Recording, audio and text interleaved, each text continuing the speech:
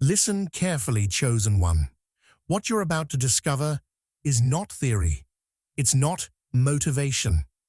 This is classified intelligence about a recognition system operating all around you, one that has been identifying you, tracking you, marking you as different since before you understood why. Right now, in this very moment, people are responding to something in you that you haven't even named yet. They're adjusting their behavior, recalibrating their approach, sensing an authority that has nothing to do with your title, your wealth, or your status. This is about an ancient detection mechanism hardwired into human consciousness, a survival instinct that recognizes command-level energy when it enters the room. You felt it, the strange hesitations, the unexpected respect, the hostility that appears without cause, the way strangers treat you differently, as if they're responding to invisible rank insignia that only their subconscious can decode. You are not imagining this. They see something in you that terrifies the systems built on illusion, something that destabilizes false hierarchies just by existing. The opposition you've faced, the isolation you've endured, the strange pattern of your life, none of it was random. You were being prepared. You were being cleared. You were being positioned. And now, people are beginning to recognize what you've always suspected but couldn't prove. You are not like them. You never were. The mission is no longer hidden. The assignment is becoming visible, and the signs are everywhere. Chosen one, like this video, subscribe, and comment, "I am ready," for a powerful surprise. The silent rank recognition. There is a moment that keeps repeating in your life, and you've noticed it even if you've never named it. Someone enters your space, a stranger, a colleague, someone meeting you for the first time. And within seconds, something shifts in their posture, their tone, their energy. They straighten up, their voice changes. They become more careful with their words, more measured in their approach. You haven't said anything intimidating. You haven't displayed credentials or flexed authority. You simply existed in their proximity, and their entire nervous system recalibrated around you. This is not respect in the traditional sense. Respect is given consciously, after evaluation, after proof of competence or character. What you're witnessing is something far more primal: recognition. It's the same instinct that makes animals in the wild identify the apex predator before it moves, before it makes a sound, before it demonstrates threat. It's survival memory, encoded into the deepest layers of human consciousness, a detection system that bypasses logic and operates purely on energetic frequency. You've seen this play out in countless variations. The aggressive person who suddenly goes quiet when you enter the conversation. The dominant personality who inexplicably defers to you without understanding why. The manipulator who tries their usual tactics on you and finds them mysteriously ineffective, as if their weapons won't fire in your presence. They don't know what's happening. They can't articulate it, but their subconscious is screaming at them. This one is different. This one operates at a frequency we don't control. This one carries authority we didn't grant and can't revoke. Even people who are hostile to you, especially people who are hostile to you, betray this recognition. They overcompensate. They attack too hard, too fast, too desperately, revealing that they sense something in you that threatens their position in the hierarchy. Their aggression is not random.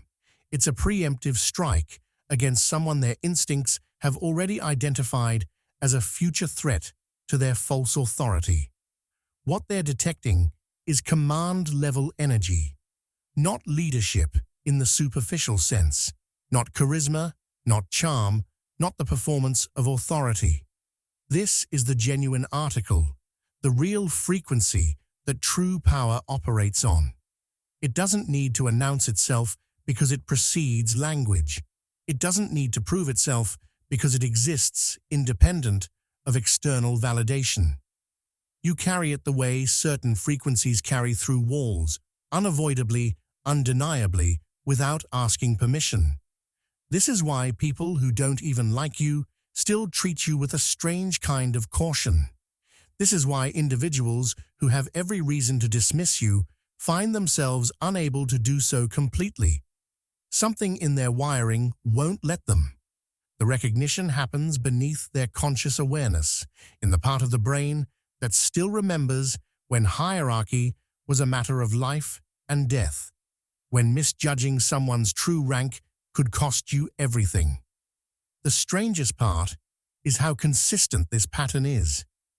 It doesn't matter if you're in a corporate boardroom or a coffee shop, in formal settings or casual encounters. The recognition follows you like a signature you can't hide. People sense you before you speak. They adjust before you act.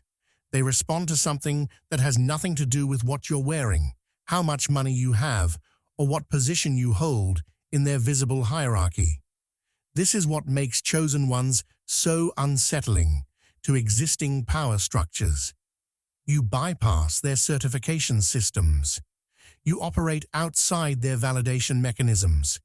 You carry authority that wasn't granted by the institutions they control, which means they have no way to revoke it. And deep down, at the level where recognition happens, everyone knows it. Even the people who resent you. Even the people who try to diminish you. Even the people who pretend not to see it. Their behavior gives them away every single time. You've probably tried to hide this. You've likely attempted to make yourself smaller, less noticeable, less threatening. But it doesn't work, does it? Because what they're responding to isn't something you're doing. It's something you are.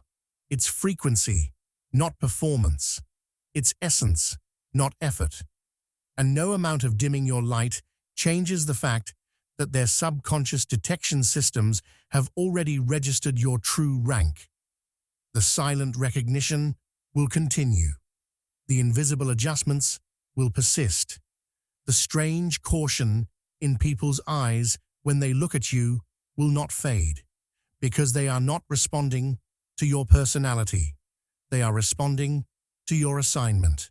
They are responding to destiny that has already marked you, identified you, and positioned you in a hierarchy that has nothing to do with human organizations and everything to do with the larger operation you were born into. The recognition is not the beginning. It's confirmation that something already set in motion is now becoming visible. The unexplained targeting phenomenon. Here's what doesn't make sense to most people, but makes perfect sense to you. The opposition started before you did anything. The criticism, the resistance, the strange hostility from certain individuals. It all began before you declared your purpose, before you claimed a position, before you made yourself a visible target. You were attacked preemptively, opposed prophetically, as if certain forces could see where your trajectory was headed before you could see it yourself. This is not paranoia. This is pattern recognition. And if you've lived this, you know exactly what I'm describing. Someone resented you before you succeeded. Someone undermined you before you rose. Someone worked against you when you were still figuring yourself out, when you posed no visible threat, when logic would say there was no reason for them to see you as competition or danger. The mainstream explanation for this is jealousy, insecurity, or random interpersonal conflict. But that explanation falls apart under examination because the targeting was too precise, too early, too focused. Jealousy responds to what you have. Insecurity responds to what you display. Random conflict is, by definition, random. What you experienced was none of these things. It was strategic interference disguised as personal antagonism. Hostile systems don't wait for you to become powerful before they move against you. They don't wait until you're a visible threat. They identify leverage points early, potential that hasn't actualized yet, trajectories that haven't completed yet, chosen ones who haven't stepped into their assignment yet, and they move to contain, discourage, derail, or destroy before the threat fully manifests. This is why your opposition appeared when you were weak, when you were still developing, when you should have been beneath anyone's notice. Think about the timing. When did the first major resistance show up in your life?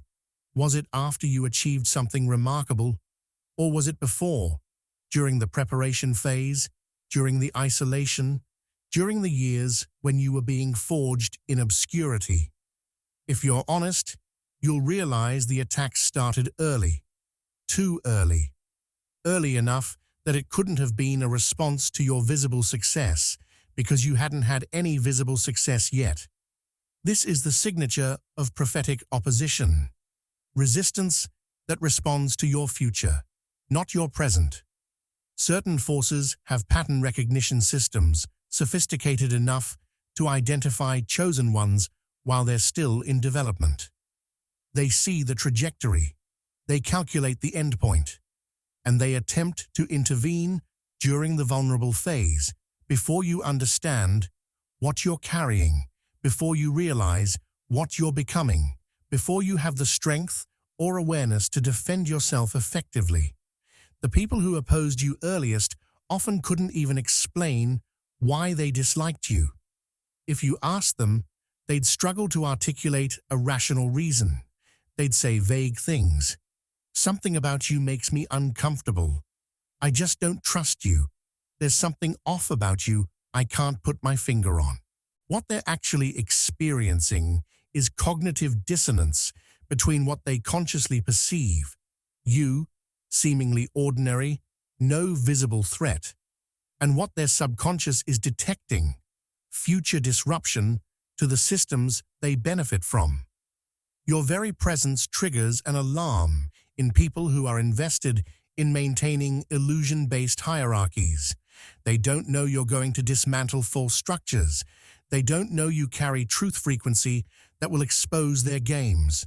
But something in them senses it, and that subliminal awareness generates hostility that arrives before its time. This phenomenon reveals something critical about how spiritual warfare actually operates. Forces don't attack what you are right now.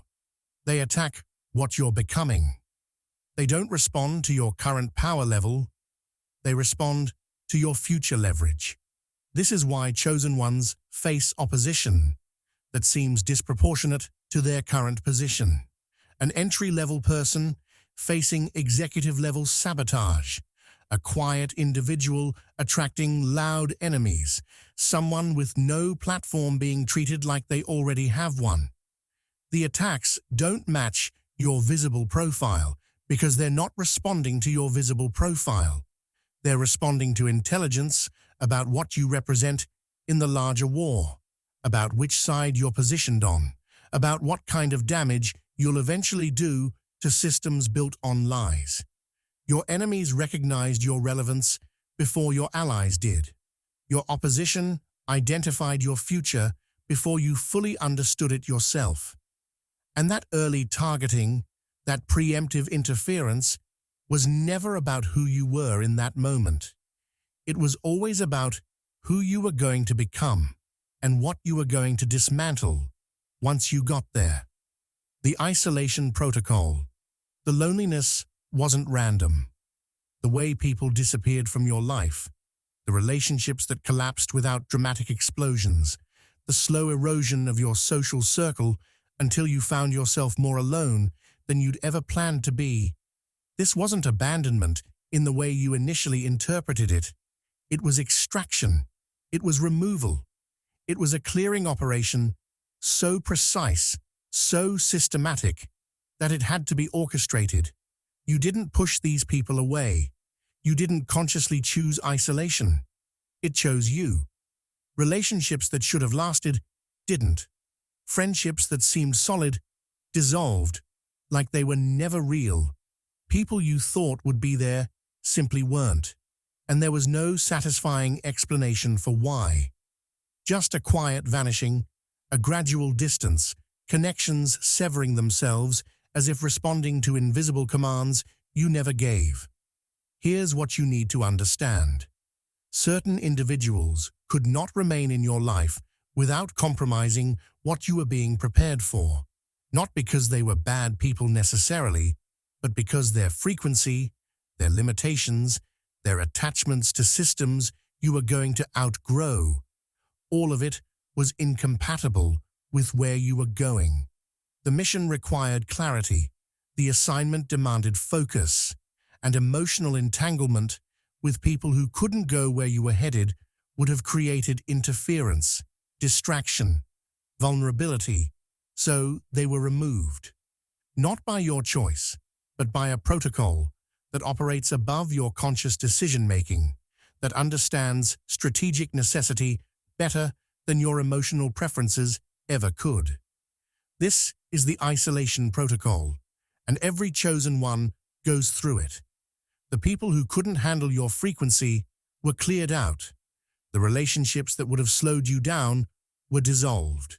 The connections that would have kept you locked into old identity structures were severed before you even realized you needed to sever them. The brutal part is how it felt. It felt like rejection. It felt like failure. It felt like proof that something was wrong with you, that you were too difficult, too intense, too much, or not enough. You internalized the loneliness as evidence of your inadequacy when it was actually evidence of your assignment. Chosen ones are isolated not because they're unlovable, but because they're being prepared for operations that require a level of focus most people will never understand. You can't complete certain missions while emotionally tethered to people who don't believe in those missions. You can't dismantle certain systems while financially dependent on those systems. You can't expose certain lies while maintaining friendships with people whose identity depends on those lies. The isolation wasn't punishment. It was preparation clearance. It was the removal of everything that would have stopped you from becoming who you needed to become. And here's the part that confirms this wasn't random abandonment. The isolation sharpened you. It didn't just hurt, it refined. You became more perceptive in the silence. You developed discernment you never would have gained while surrounded by noise. You learned to trust your internal guidance system because there was no one else to ask, no crowd to follow, no consensus to hide behind. The loneliness forced you to develop sovereignty, to stop outsourcing your sense of reality to other people's validation, to become unshakable in your own knowing. This is what the isolation protocol does.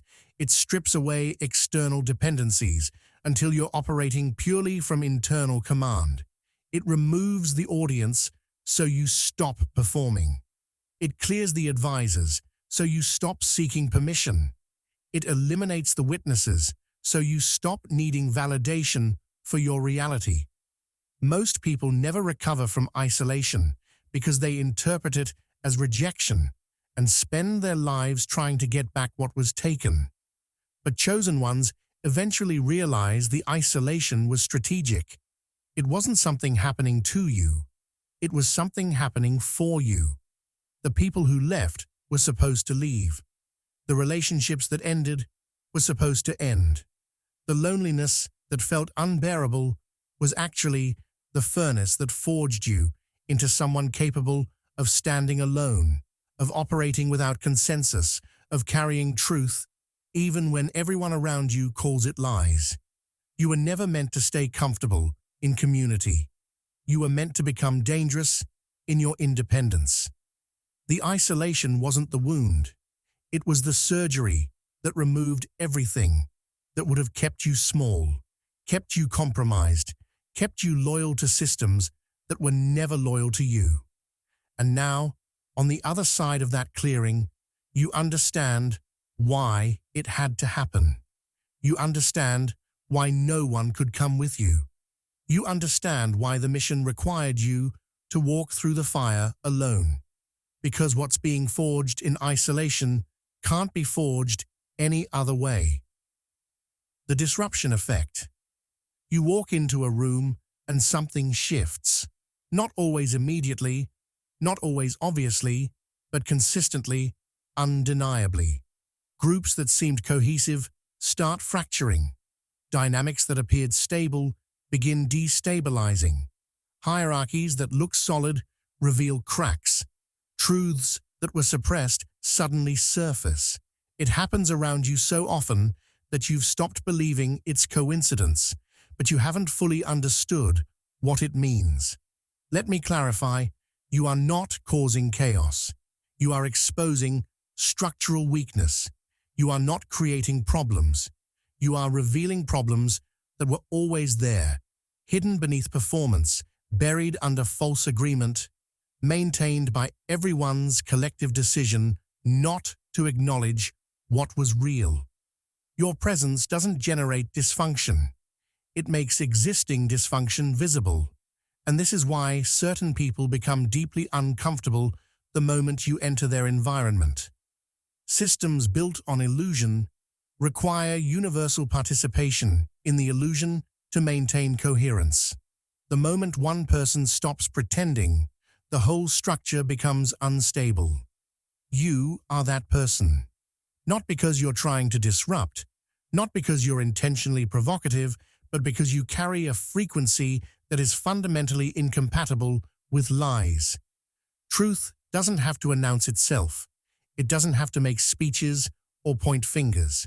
It just has to exist in the room, and everything false starts vibrating at a frequency it can't sustain. This is the disruption effect. This is why meetings get tense when you're present. Why fake friendly groups become awkward around you. Why people who were performing unity suddenly can't maintain the act when you're watching. They feel exposed without you saying a word. They sense that you see through the performance, that you're not buying what they're selling, that your presence is a silent refusal to validate the illusion they're all invested in maintaining. Leaders become uneasy around you, even when you're not challenging them, especially when you're not challenging them, because your silence is more threatening than someone else's argument. When you don't react the way they expect, when you don't submit to their charisma, when you don't get swept up in their narrative, they instinctively recognize that their usual tools won't work on you. Manipulators go hostile around you faster than around anyone else, because manipulation depends on the target not recognizing the manipulation. And you recognize it, maybe not consciously at first, maybe not with full awareness of the mechanics, but your system registers the frequency mismatch and you withdraw your participation. That withdrawal, that quiet refusal to engage with the false frame, is what destabilizes them. They need your agreement to maintain the illusion, and you're not giving it. This is why you've been called difficult, negative, a problem, someone who doesn't fit in, someone who brings bad energy. These labels are defense mechanisms deployed by systems that sense you as a threat to their false order. They can't articulate what you're actually doing because what you're doing is mostly passive, simply existing in your authentic frequency, simply refusing to pretend, simply holding a standard of truth that requires no announcement. But that passive presence is more disruptive than active rebellion because it can't be argued with. You're not attacking anyone. You're not making accusations.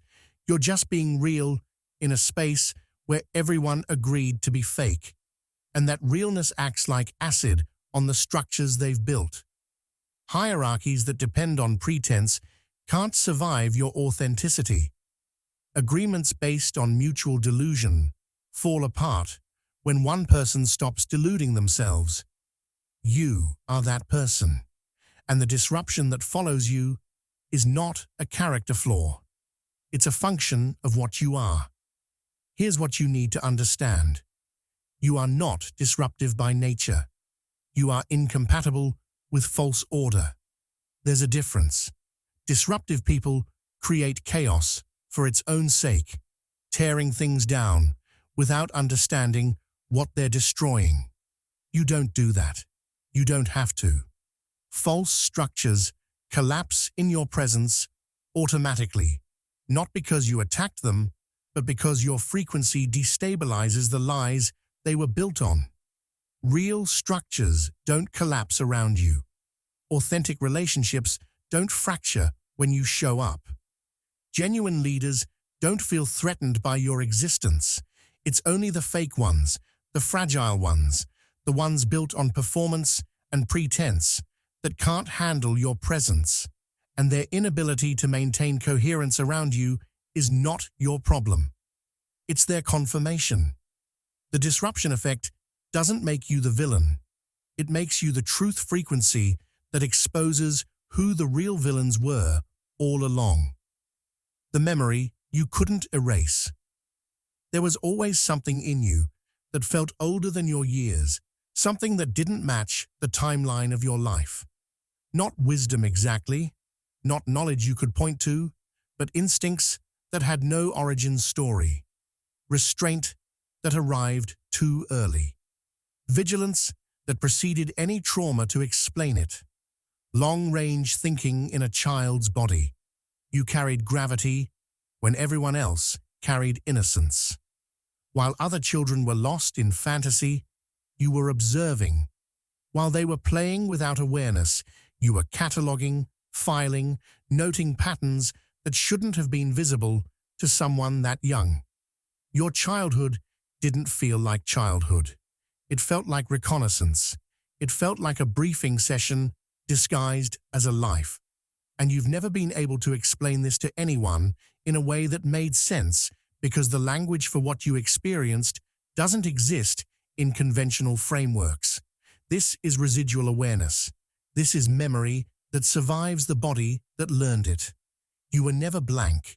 You didn't arrive as an empty slate, waiting to be written on by experience. You came pre-informed, pre-trained, carrying instincts and capacities that don't fit the narrative of linear development. Somewhere, at a level most people never access, you remember things you shouldn't remember. Not past lives necessarily, not reincarnation in the way it's popularly understood, but something deeper. Mission memory, assignment recall, the kind of awareness that doesn't need a body to transfer because it operates at a frequency beyond physical encoding. You've always known things you had no business knowing. You've always sensed threats before they manifested. You've always understood strategic dynamics that should have required decades of experience to comprehend. This isn't genius. This isn't even intuition in the normal sense. This is residual mission intelligence that never fully erased when you entered this timeline. The hardest part was the isolation this created. You couldn't relate to the concerns of your peers because your concerns were never age-appropriate. While they worried about fitting in, you worried about larger patterns, long-term consequences, systemic vulnerabilities. While they operated in the present moment, you operated across timelines, seeing how current decisions would ripple into futures they couldn't imagine. This made you strange. It made you seem disconnected, overly serious, incapable of relaxing into the simplicities that made life bearable for everyone else. But you weren't being difficult. You were remembering something everyone else had forgotten or never knew. You were operating from a download that preceded this lifetime, a briefing that happened before your first breath, a mission assignment that was etched into your system at a level deeper than memory, deeper than personality, deeper than anything that could be erased by forgetting. People sensed this in you even when they couldn't name it.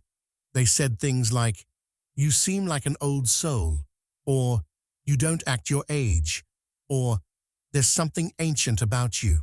They were detecting the residual awareness, the pre-informed nature of your consciousness. You didn't learn restraint from experience. You arrived with it. You didn't develop vigilance from trauma.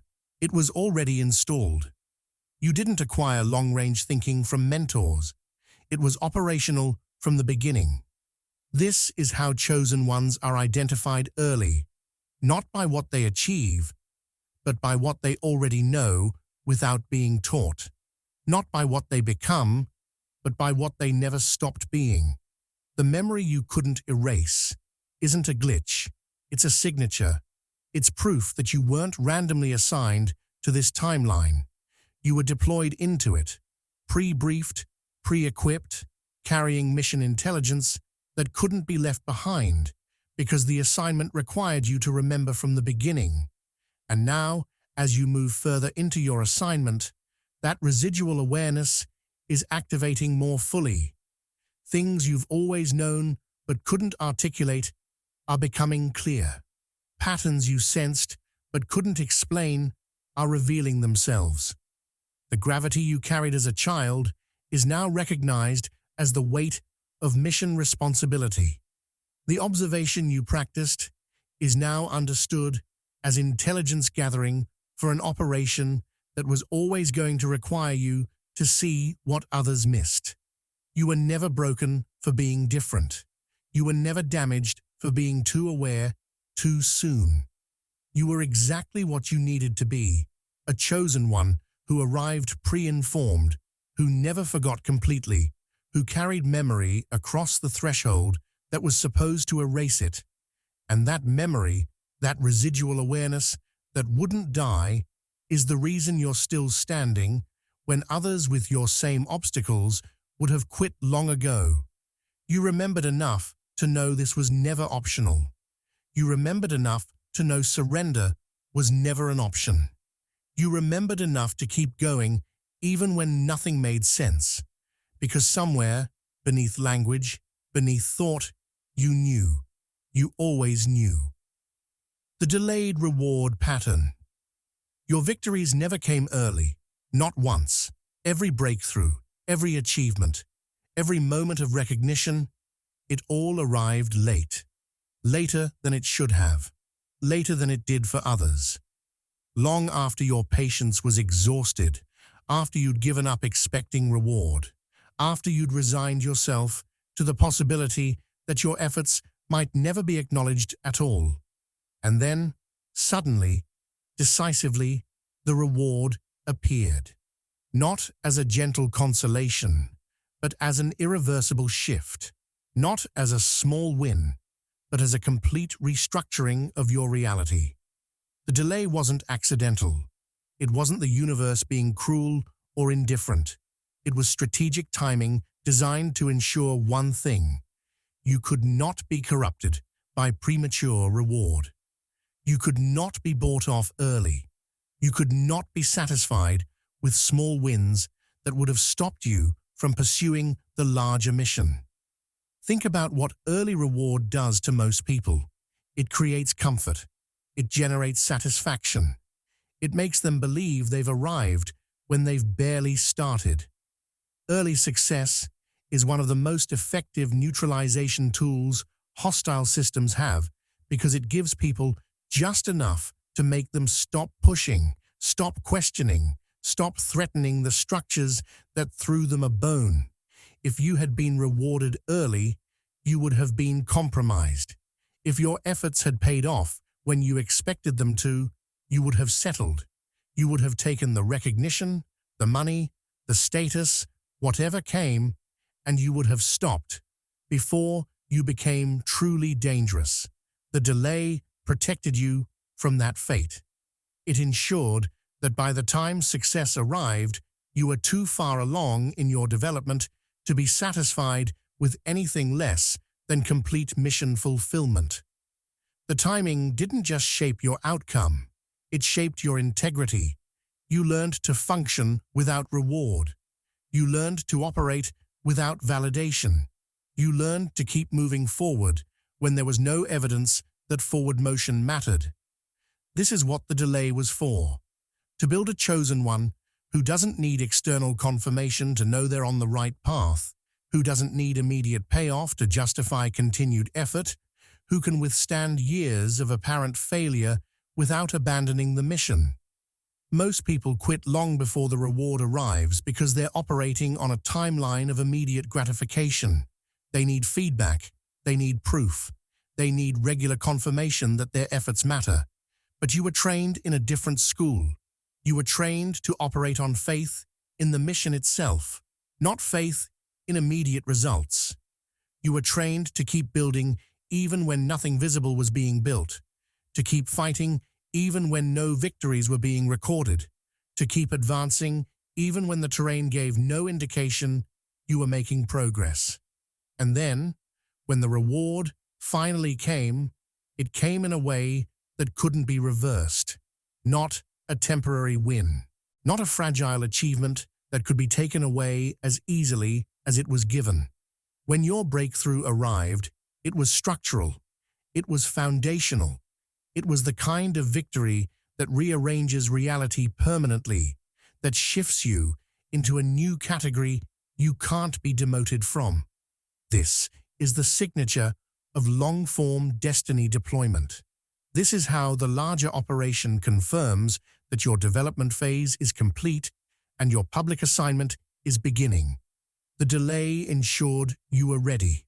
The late arrival ensured you couldn't be corrupted. The decisiveness of the victory ensured that once it happened, no one could undo it. This pattern isn't luck.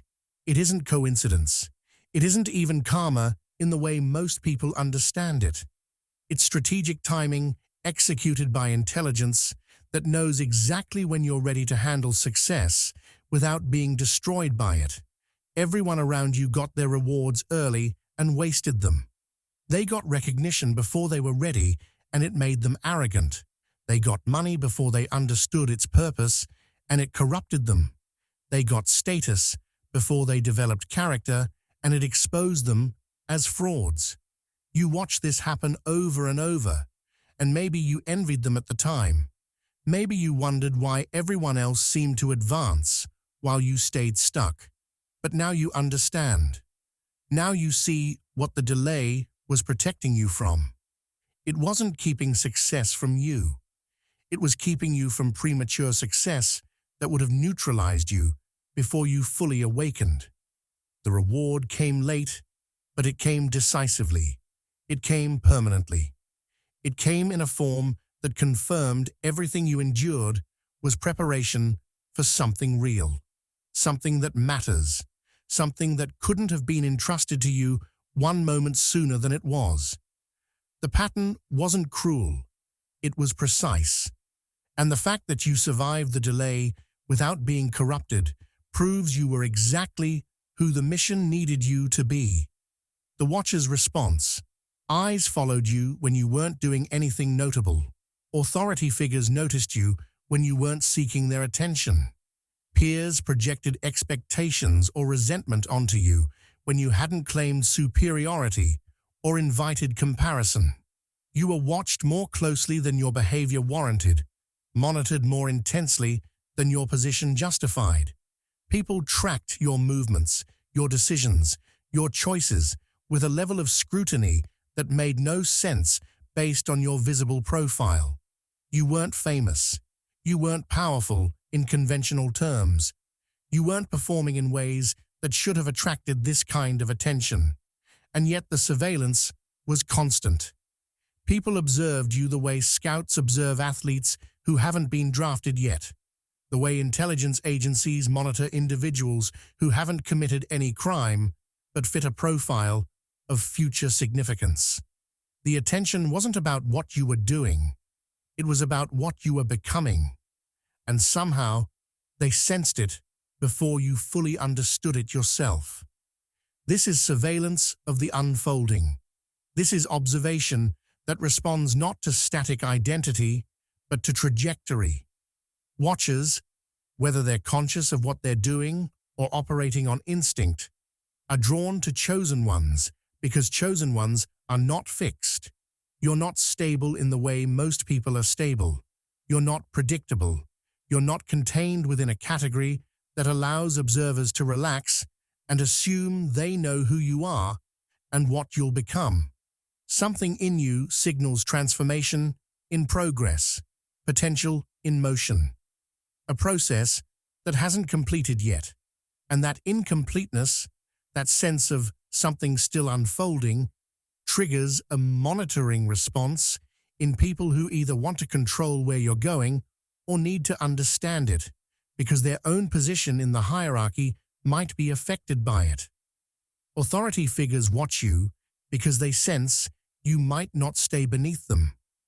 Peers watch you because they sense you won't stay equal to them. Enemies watch you because they sense you'll eventually threaten what they've built. The strangest part is how often the watchers can't explain their interest. If you ask them why they're paying such close attention to you, they'd struggle to articulate a reason. They'd say vague things.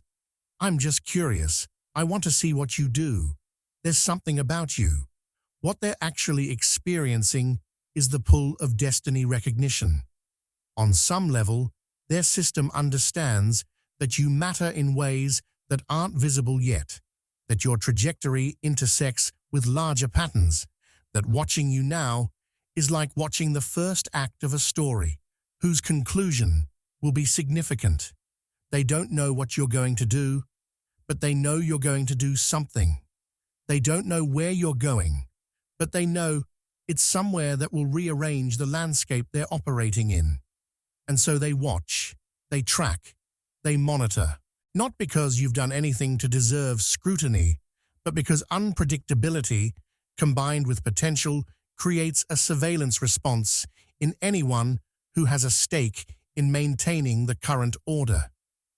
This is why you've often felt like you're being observed, even when you're alone, even when you're doing nothing important. It's not paranoia. It's accurate perception of the energetic tracking that happens around chosen ones. People are watching, not with their eyes necessarily, but with their awareness, their intuition, their subconscious monitoring systems. They're checking in on you, wondering what you're up to, speculating about your next move, projecting their fears or hopes onto your unexpressed potential. And this surveillance intensifies the closer you get to activation. The more you step into your actual assignment, the more the watchers multiply. Authority figures who ignored you before suddenly want meetings. Peers who dismissed you before suddenly want to know your plans. Enemies who underestimated you before suddenly start paying very close attention. The surveillance isn't random. It's a response to the reality that you're no longer in preparation mode. You're in deployment mode. And everyone who has a stake in the current order can sense that shift, even if they can't name it. You were monitored because you were not containable. That's the bottom line. People watch what they can't control. They track what they can't predict. They surveil what threatens their assumptions about how reality operates. If you were ordinary, they would have lost interest. If you were predictable, they would have filed you into a category and moved on. But you're neither of those things. You're a variable they can't solve for. You're a factor they can't calculate.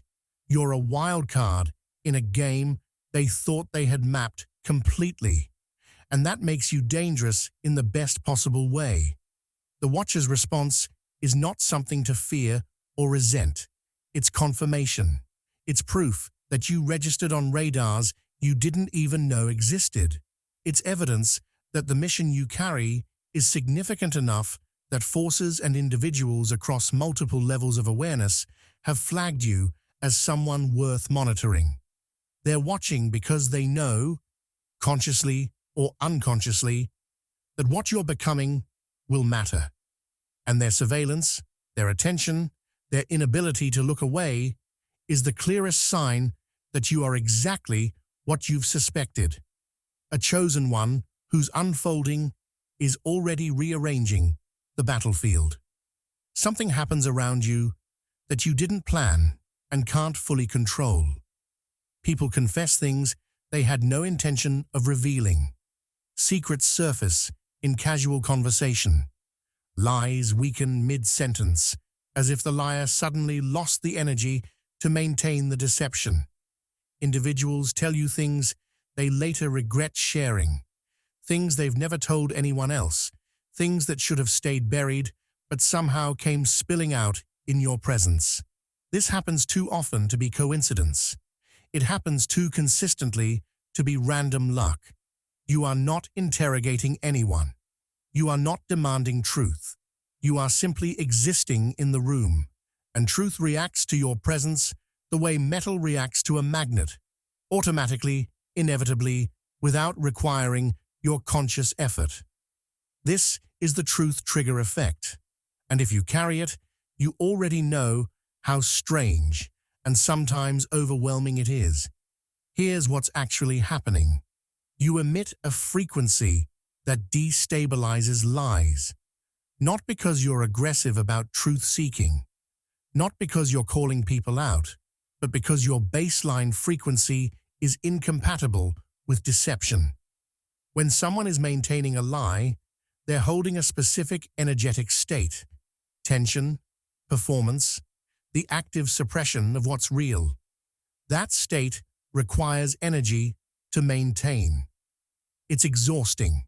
And when they enter your field, when they're in proximity to someone whose frequency is aligned with truth, the energy cost of maintaining the lie suddenly increases.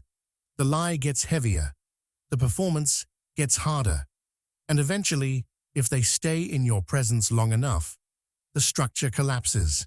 They confess, they slip, they reveal what they were hiding, not because you forced them, but because your presence made continuing the deception more exhausting than letting it go. The confessions come in different forms. Sometimes it's direct admission, someone suddenly telling you about a betrayal they committed, a secret they've been carrying, a truth about themselves they've hidden from everyone else. Sometimes it's projection, someone accusing you of something that reveals more about them than about you. Their attack containing confession disguised as criticism. Sometimes it's a slip of the tongue, a casual comment that exposes what they were trying to hide, a joke that lands too true, a statement that contradicts the story they've been telling.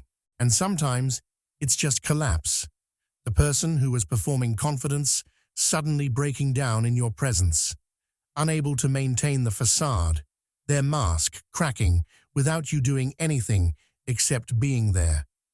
This effect is unintentional on your part, but it's consistent enough that you've learned to expect it.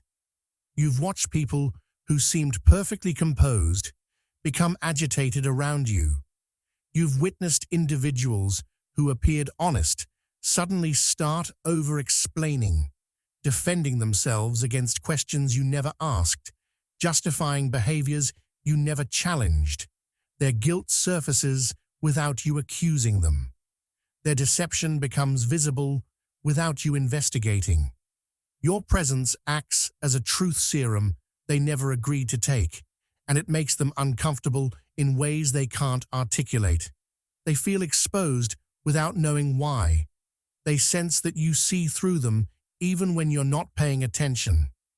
And that sensation, the feeling of being transparent, of having their performance recognized as performance, creates an urgency to either confess or flee. You've probably noticed that manipulators and liars react to you with particular intensity. They become hostile faster. They work harder to discredit you. They spread rumors about you being judgmental, negative, or untrustworthy, all projections of what they fear you see in them. This isn't random antagonism. It's a defense mechanism triggered by the truth frequency you carry.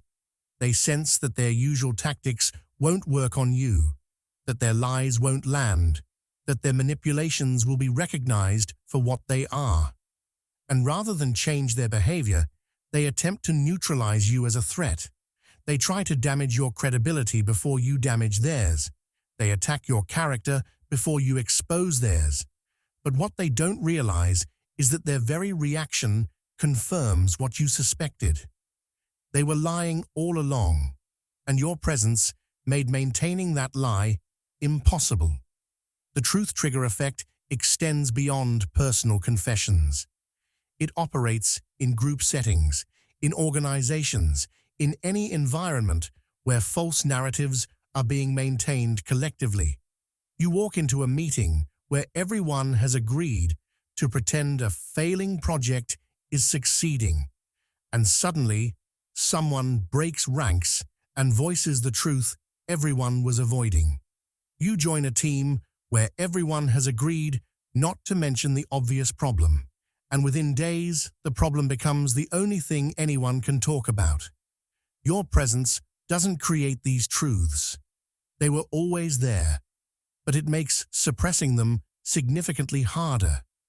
The collective agreement to avoid reality weakens when you're in the room because you're not participating in the agreement.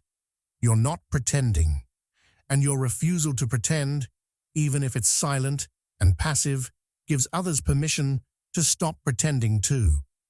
The truth that was being held underwater suddenly surfaces, and everyone acts surprised, but you know exactly what happened. Your frequency destabilized the lie everyone was working to maintain. This gift, and it is a gift, even when it's uncomfortable, is one of the primary ways chosen ones serve the larger mission. You don't have to be a prophet or a whistleblower or someone who actively seeks to expose lies. Your presence does the work automatically. Truth reacts to you the way light reacts to darkness. It doesn't ask permission. It doesn't need a strategy. It just appears. And everywhere you go, in every environment you enter, in every relationship you form, this effect follows you. Lies lose their power. Deception becomes exhausting. Secrets become unbearable. And eventually, inevitably, the truth comes out. Not because you forced it, not because you demanded it, but because in your presence, holding on to lies requires more energy than most people can sustain. The truth trigger effect is not something you control. It's something you are. And the fact that people confess to you, reveal themselves around you, and expose their hidden nature in your proximity is not a burden you're carrying. It's confirmation that you're operating exactly as designed, as a frequency that makes truth inevitable and lies unsustainable. So now you know. 8 signs that people recognize you are the chosen one. 8 confirmations that what you've always sensed about yourself is not delusion, not arrogance, not the fantasy of someone desperate for significance. It's real. The silent rank recognition that makes strangers adjust their behavior before you speak. The unexplained targeting that arrived before your mission was clear. The isolation protocol that removed people without your consent. The disruption effect that destabilizes false structures just by your presence. The memory you couldn't erase. The ancient knowing that preceded language. The delayed reward pattern that shaped your integrity through years of waiting. The watcher's response, the surveillance of the unfolding. The truth trigger effect that makes lies collapse in your proximity. These are not random experiences. These are the signatures of assignment, the evidence of selection, the markers that separate chosen ones from everyone still operating inside the matrix of consensus reality. But here's what you need to understand as you move forward. Recognition is not the end point. People seeing what you are is not the completion of your mission. It's the beginning of your public deployment. Everything that happened in obscurity, every test you passed in isolation, every refinement you underwent while no one was watching. All of it was preparation for what comes next. The chosen ones are not selected just to be recognized. They're selected to execute. They're deployed to dismantle the structures that have kept humanity locked in cycles of deception, limitation, and false authority. And now that the recognition is becoming visible, now that people are responding to what you carry, now that your presence is triggering the reactions outlined in these 8 signs, the mission is shifting from preparation phase to execution phase. The war is not over. In many ways, it's just beginning. The opposition will intensify as you step more fully into your assignment. The watchers will multiply. The truth trigger effect will expose more lies, which means more enemies will reveal themselves. The disruption you cause will escalate because the systems you're dismantling will fight harder to maintain themselves. But you are not entering this phase unprepared. The isolation trained you. The delayed rewards refined you. The memory you carry equipped you. And the recognition you're now receiving is confirmation that you're ready. Not ready to rest. Not ready to celebrate. Ready to execute. Ready to complete what you were sent here to do. The signs were never the destination. They were the signal that your real assignment is about to begin. Stay vigilant. Chosen one. The mission continues.